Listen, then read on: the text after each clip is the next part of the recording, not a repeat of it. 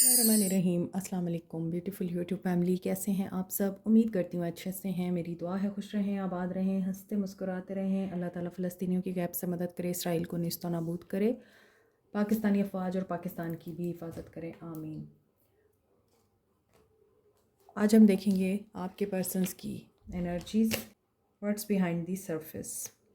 आपकी बैक पे क्या हो रहा है। पहले हम इनकी सिचुएशन देखते हैं कि आपके पीठ पीछे क्या हो रहा है इनकी लाइफ में, या ये क्या कर रहे हैं आपके पीठ पीछे। ठीक है, आपको क्या जानने की ज़रूरत है। स्टेप पॉजिटिव जर्नल रीडिंग होगी।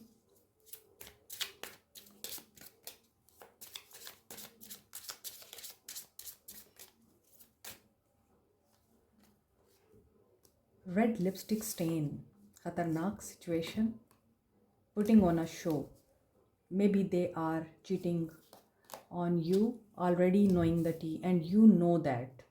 आप लोग जानते हैं कि इनका या तो थर्ड पार्टी अफेयर चल रहा है, ये आपको चीट कर रहे हैं, या ये आपकी इजाज़त से, आपकी मर्ज़ी से किसी के साथ इस वक्त फुल ऑन रोमांस में है। अब कुछ लोग कहेंगे हमारी इजाज़त से कैसे। जिनके साथ ये हो रहा है उन्हें पता है कि उनकी इजाज़त से कैसे ये चीज़ होती है। Tide of drama, yes, anger management. आप दोनों के दरमियान कुछ भी ठीक नहीं चल रहा है। ये पर्सन अब शदीद गुस्से में है क्योंकि ये ख़ुद भी इस सिचुएशन को अब हैंडल नहीं करना चाहते, ना ही आपके साथ डिस्कस करना चाहते हैं। लव स्टोरी से जो सिलसिला शुरू हुआ था वो इस वक्त आप दोनों के बीच में एक अज़ाब बन चुका है, एक परेशानी बन चुका है। एंड ये पर्सन आपको या तो अपॉलजी देता है और वो फेक अपॉलजी होती है, लेकिन ये अपने आप को ठीक नहीं करता।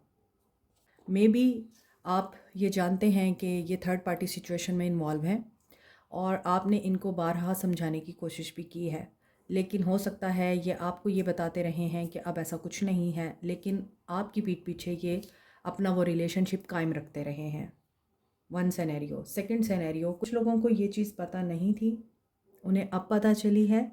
एंड आपके पर्सन ये जानते थे कि जब आपको पता चलेगा आप ड्रामा क्रिएट करेंगे, और जब आप ड्रामा क्रिएट करेंगे तो डेफ़िनेटली आप इनको गिल्टी करेंगे। इससे पहले कि आप इनको गिल्टी करें, इस इंसान ने गुस्सा दिखा के और आप पर डार्क साइकोलॉजी अप्लाई करके अपना कंट्रोल जमाने की कोशिश की, और बाद में फिर आपको अपॉलजी भी दी है। फेक अपॉलजी है उनकी। Behind the surface third party situation चल रही है, ड्रामा चल रहा है थर्ड पार्टी सिचुएशन के साथ, और आपके साथ इनका सिर्फ़ और सिर्फ फटा और फसाद चल रहा है। लेट्स सी, मज़ीद एक्सप्लोर करते हैं। स्टार। जब स्टार का कार्ड आता है इट मीन्स कि बहुत ही डिफ़िकल्ट सिचुएशन है, और आगे आ गया है night of wands. Definitely this person is not stable. ये इन एंड आउट करते हैं, गूस्ट करते हैं, मैजिशियन है, ट्रिक्स्टर है, मैनिपुलेटर हैं, दिखाते कुछ हैं, करते कुछ है। प्रेजेंट सिचुएशन में इस इंसान की अभी भी एनर्जी यही लग रही है कि ये पर्सन अभी इस ड्रामे को जो क्रिएट हुआ है, या आपको अगर पता चला है कि ये आपको चीट कर रहे थे और आप इस चीज़ को बियर नहीं कर पाए हैं, तो ये उस चीज़ को सेटल डाउन करने की कोशिश कर रहे हैं।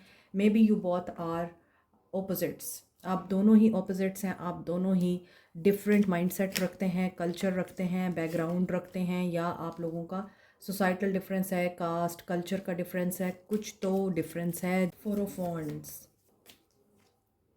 Aquarius, Libra, Gemini, Aries, Leo, Sagittarius, Aries and Aquarius energy strong है यहाँ पे। तो क्या चल रहा है अभी, जो सिचुएशन नज़र आ रही है, yes there is a third party situation. आप लोग इनके साथ अगर मैरिड हैं तो सिनेरियो ये लगता है कि आपको पहले जो रिश्ता सेफ़ हेवन लगता था, आपको जो इंसान डिपेंडेबल पार्टनर लगता था, आपको लगता था ये मैच्योर है और ये फैमिली ओरिएंटेड है, फैमिली ट्रेडिशंस को बहुत वैल्यू देता है, हो सकता है ये वेल्दी फैमिली है, आप एक वेल्दी इंसान से मोहब्बत करते हैं या मैरिड हैं ऐसे इंसान के साथ।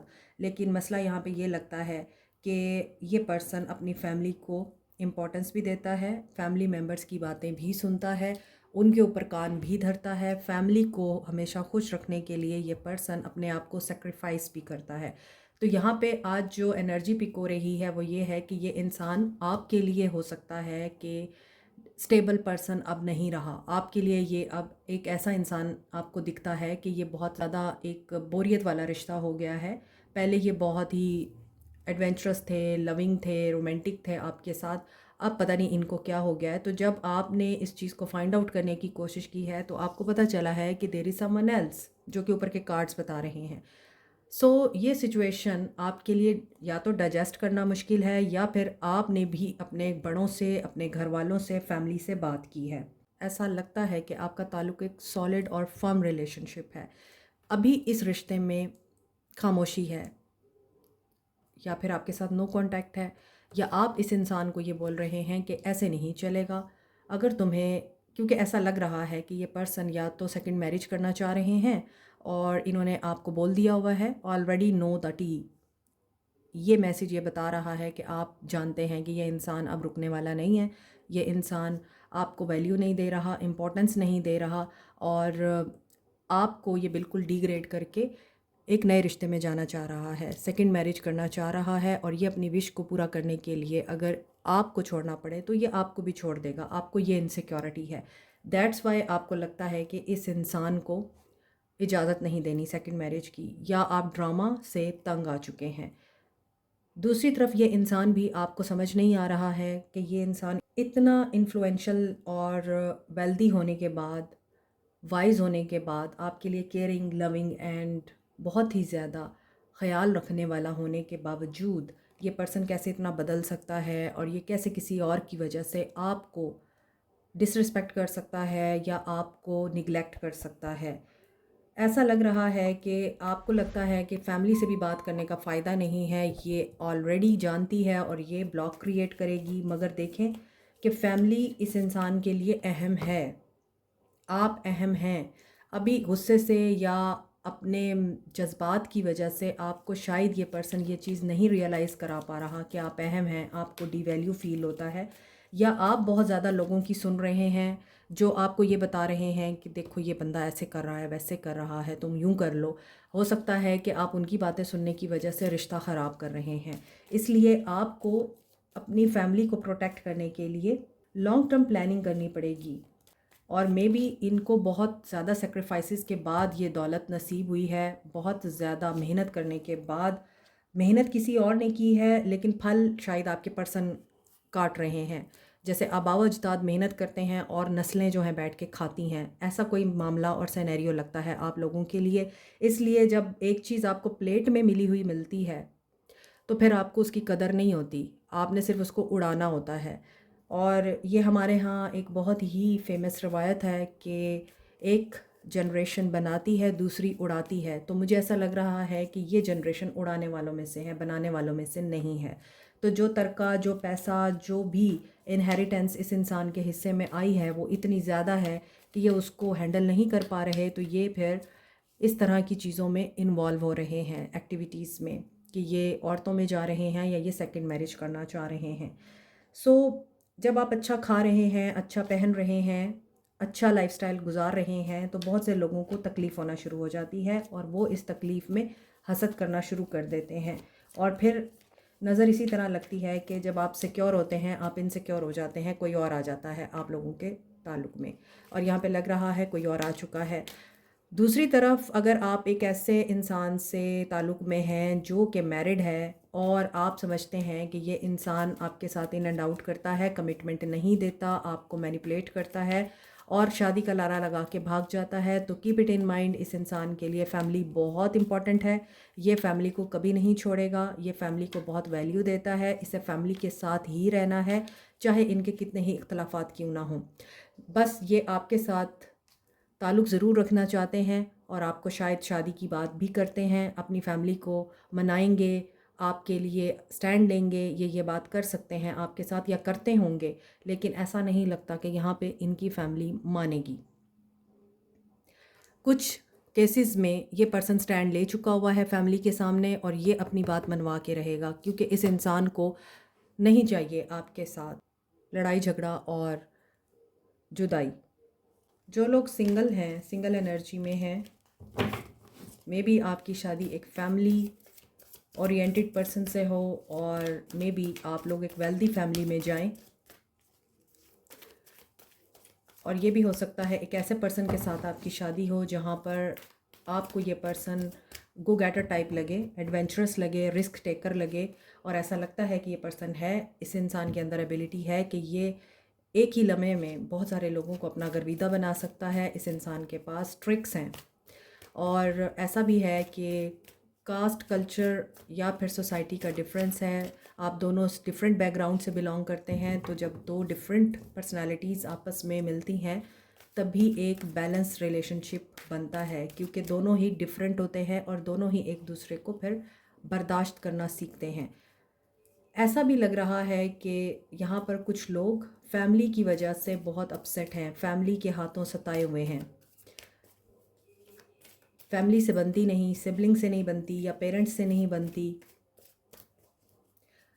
आपने फैमिली की खातिर कुर्बानियाँ दी और फैमिली ने आपको कुर्बान कर दिया, ऐसा भी लग रहा है। तो कुछ लोग ज़िद्दी हो गए हैं, कुछ लोग चाहते हैं कि अब हमने अपनी मनमानी करनी है, अपनी मर्ज़ी करनी है और हमने अपनी खुशी के लिए जीना है।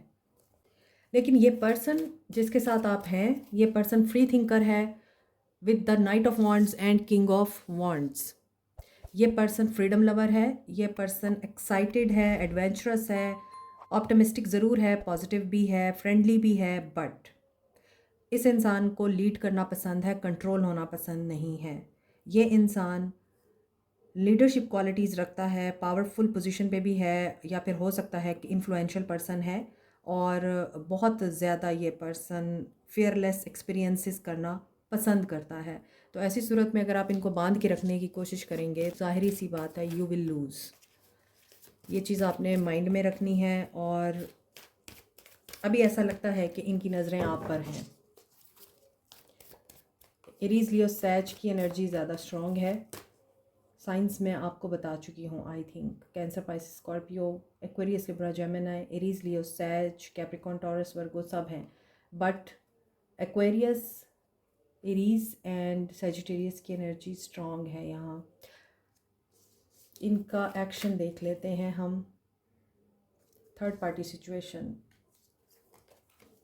हार्ट की एनर्जी अगेन बैलेंस की एनर्जी है। इन्हें पेशेंस रिक्वायर्ड है, बैलेंस करना चाहते हैं सिचुएशन को। जो लोग कांटेक्ट में हैं ये इस सिचुएशन में लीड करेंगे। Emperor, they have taken a decision and they will go with the flow. Destiny इनको कहाँ लेके जा रही है? सीख।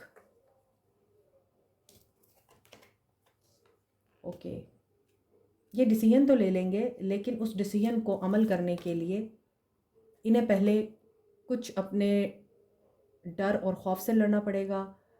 कुछ इनके दिमाग में नेगेटिविटी है, उससे बाहर आना पड़ेगा, उसको बैलेंस आउट करना पड़ेगा। मे बी इनके माइंड में बहुत सारी कन्फ्यूजन्स हैं, ये उसको बैलेंस आउट करेंगे और पेशेंस में रह के ये उन सवालात का जवाब ढूंढेंगे जिसमें ये हो सकता है इस चीज़ को रियलाइज़ करें कि क्या मेरे इस कदम को उठाने से कॉन्सिक्वेंसेस पॉजिटिव निकलेंगे या नेगेटिव निकलेंगे।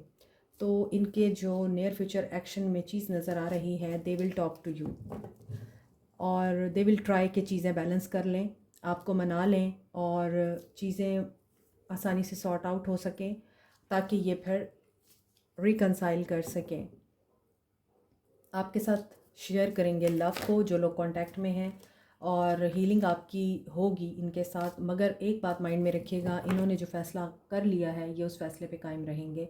अगर आप इनको कंट्रोल करने की कोशिश करेंगे और ये सोचेंगे कि ये मेरी बात माने और ये जो करना चाह रहा है वो ना करे या थर्ड पार्टी को छोड़ दे, तो ऐसा नहीं लगता। आपका इनके साथ एक साइकिल कंप्लीट होने के चांसेस भी हैं। 999 की एनर्जी 999 को बताती है, यहाँ पे नंबर 10 है। सो व्हील ऑफ फॉर्चून के साथ जब हर्मिट की एनर्जी आती है तो इसका मतलब यही है कि आपको स्पिरिचुअली पेशेंस में आना है, आपके पर्सन को स्पिरिचुअली पेशेंस में आना है, पेशेंस में रह के फ़ैसले करने हैं, जज्बात में रह के फ़ैसले नहीं करने, वरना इनको लॉस हो सकता है। इसलिए ये पेशेंटली ही किसी चीज़ के लिए फ़ैसला करेंगे। ये एक चेंज का टाइम है आप लोगों के लिए, और इस चेंज में इस इंसान को सेल्फ रिफ्लेक्टिव एनर्जी में आना पड़ेगा। चेंज के लिए अपने आप को ये प्रिपेयर करेंगे, डर के साथ इस चेंज के लिए आगे बढ़ेंगे तो फिर यूनियन नहीं हो सकता। इसलिए ये इंसान इन चीज़ों को अंडरस्टैंड करेगा कि चेंज के लिए ज़रूरी है पहले आप अपने अंदर की सफाई करें। सो आपकी लाइफ में जो अपकमिंग इवेंट्स आ रहे हैं, you have to trust the process, ठीक है। अब जो नो कांटेक्ट में हैं उनके लिए देखते हैं near future action of your person, no contact situation, base chakra, insecurity for financial issues and insecurity for relationship, they will choose a battle। जो लोग नो कांटेक्ट में हैं, आपके लिए कार्ड्स ये बता रहे हैं there is a third party situation definitely, जो कि आपको रीडिंग में भी आई है, लेकिन ये कन्फ्रंट करेंगे किस सिचुएशन के साथ जाएंगे। ये क्या कन्फ्रंट करेंगे। न्यू मून की एनर्जी हैवी हो सकती है बहुत से लोगों पर, क्योंकि new moon is a clearing energy, कि आप लोग अपनी स्लेट को क्लीन करते हैं, नए सिरे से अपनी न्यू बिगनिंग करते हैं, प्लान्स बनाते हैं और इवेंट्स को तरतीब देते हैं। जिन लोगों को आपने अपनी लाइफ से निकालना है या कोई नया काम शुरू करना है, ब्रांड न्यू बिगनिंग करते हैं आप लोग जब न्यू मून आता है। लेकिन ये न्यू मून थोड़ा हैवी हो सकता है, एंगर का इशू हो सकता है कुछ लोगों को इमोशनल सेंसेशंस हो सकती हैं, माइंड आप लोगों का डिस्टर्ब हो सकता है, एनजाइटी हो सकती है, आपको बॉडी में सेंसेशंस हो सकती हैं। तो ये न्यू मून इस वजह से थोड़ा फियरफुल हो सकता है या डिप्रेसिव हो सकता है, कुछ लोगों पर गुजरा हो। इसलिए यहाँ पे जो नो कॉन्टैक्ट सिचुएशन में है, आपको नेगेटिविटी आ सकती है, क्योंकि यहाँ आपके पर्सन की इंट्यूशन ब्लॉक है। आपके पर्सन अपने आप को अकेला फील कर रहे हैं। आपके पर्सन के बचपन के वुंड्स हैं, या इनके रिलेशनशिप के वुंड्स हैं, सिबलिंग्स के वुंड्स हैं, या फिर पेरेंटल ट्रॉमाज़ हैं इनकी लाइफ में, जिनको ये कन्फ्रंट करना चाहते हैं मगर ये कर नहीं पाते। इनके दिमाग में बहुत सारी चीज़ें ऐसी डीप डाउन डिग हो चुकी हैं जो बाहर निकलना मुश्किल है। इसलिए आपका रिश्ता उन्हीं बातों की वजह से बार बार डिस्टर्ब होता है और नो कांटेक्ट क्रिएट होता है। सो ये पर्सन कन्फ्यूजन एंड टेंशन की एनर्जी में है। नो कांटेक्ट वालों के लिए इस इंसान का आपके लिए कोई एक्शन नहीं आ रहा है, क्योंकि हो सकता है कि इनकी लाइफ में अभी इन्हें स्ट्रगल करनी है। 7-7 की एनर्जी आ रही है यहाँ पर, एंड अगेन ये वॉकअवे की एनर्जी में है, अलोन फील कर रहे हैं। मे बी इनको फाइनेंशियली भी इनसिक्योरिटीज़ हैं। ये फाइनेंशियल इनसिक्योरिटीज़ के साथ साथ ये डिसाइड ही नहीं कर पा रहे कि इन्हें अपनी बैटल को कैसे चूज़ करना है। यहाँ पर ऐसा भी लग रहा है कमिटमेंट या इनकी रिकन्सिलिएशन अभी आपके साथ नहीं हो रही है, क्योंकि इन्हें अभी अपनी इंट्यूशन पे काम करना है, इन्हें अंदर की आवाज़ सुननी है, लीड करना है और लीड करके एक्शन लेना है। और इसीलिए अगर ये लोगों की सुनते रहेंगे, ये आपके लिए स्टैंड नहीं ले पाएंगे। They will walk away from the situation, और ये सिचुएशन ट्रस्ट करें आपकी फ़ेवर में ही है। अगर अभी तक ये पर्सन आपके साथ बातचीत नहीं कर रहा, आपकी तरफ एक्शन नहीं आ रहा इसका, और आपको लगता है अपॉर्चुनिटी मिस हो गई है, यहाँ पर ऐसा लग रहा है कि ये आपके लिए ही फ़ाइट कर रहे हैं। सो अगर ये आपको अपने लिए स्टैंड लेते हुए नज़र नहीं आ रहे हैं, तो don't worry and don't lose hope कि they will take a stand for you. Teachings इनको मिल रही हैं और टीचिंग के बाद सक्सेस आपको मिलेगी, ग्रोथ आपको देखने को मिलेगी इस रिश्ते में। But you have to be patient. ऐसा लग रहा है कि आप लोगों के लिए 5-5 की एनर्जी एक्टिवेट हो चुकी है और 5-5 चेंज को लाता है, एंड उसके बाद अबंडेंस आती है। 8-8 की एनर्जी है। मोर ओवर यहाँ पर 7-7, 2-2, 5-5, 8-8 इंपॉर्टेंट है नो कॉन्टैक्ट वालों के लिए। और अगर मैं कहूँ आपके लिए फर्स्ट चक्रा की एनर्जी भी बड़ी स्ट्रॉन्ग है, तो ये गलत नहीं होगा। Base chakra is block here. जब बेस चक्रा ब्लॉक होता है तो साथ में सेक्रल चक्रा भी ब्लॉक होता है। तो जब सेक्रल चक्रा ब्लॉक है तो definitely they will not take an action. इनके एक्शन लेने के लिए सबसे पहले इनके पहले 2 चक्रास अलाइंड होने चाहिए, सिक्योर फील करना चाहिए इनको, तभी ये एक्शन ले पाएंगे। उसके बाद आता है सोलर प्लेक्सिस चक्रा। जब ये अपनी इंट्यूशन की सुनते हैं और अपने दिल को रिसेप्टिव एनर्जी में लाते हैं, देन दे विल ट्राई कि अब मुझे कम्युनिकेट करना चाहिए, तब कम्युनिकेशन आती है। गाइडेंस देखते हैं क्या है।